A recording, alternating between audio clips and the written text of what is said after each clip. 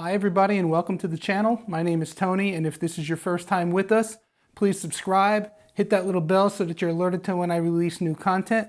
So today's video is a little different than we normally do. We're actually on site. We're back by Alan's house again. He picked up a Roku sound bar and a Roku subwoofer, and we're going to retrofit it to this Fujitsu plasma TV. It's a 50-inch TV that Alan paid roughly about $9,000 back in the day, I believe around 15 or 20 years ago. That being said, if you look up here, you can see it's got all the old component and composite connections. The only HDMI connection that it does have is an HDMI in.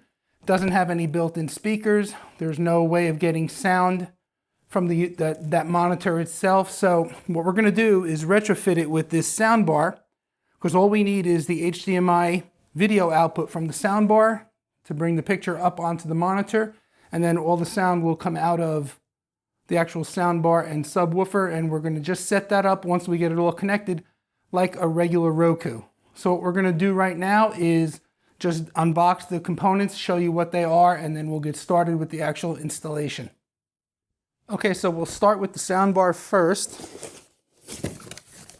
So inside the box, you get your quick start guide, some foam throwaway packing,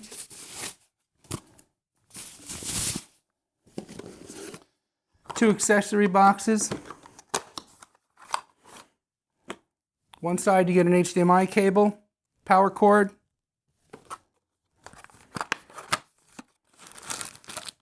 the other side you get an optical cable,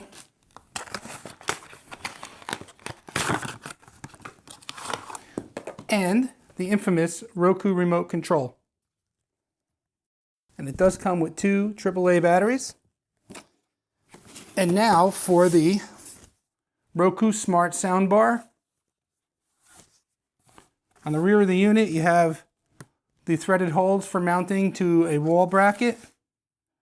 On the back of the unit here there's a can't see it, but I'll tell you, there's a USB port, an optical cable port, the HDMI port,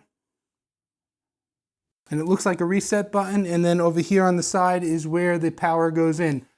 So we're going to get this set up in a second. Let's take a look at what comes in the subwoofer box.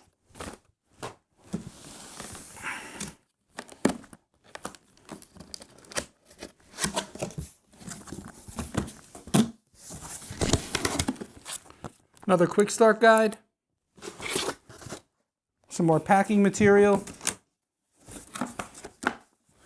and the sound bar itself. And the way they did this is nice. They actually have the packing material with handles on it to lift it out easily. Power cord for the sound bar. Move that over to the side.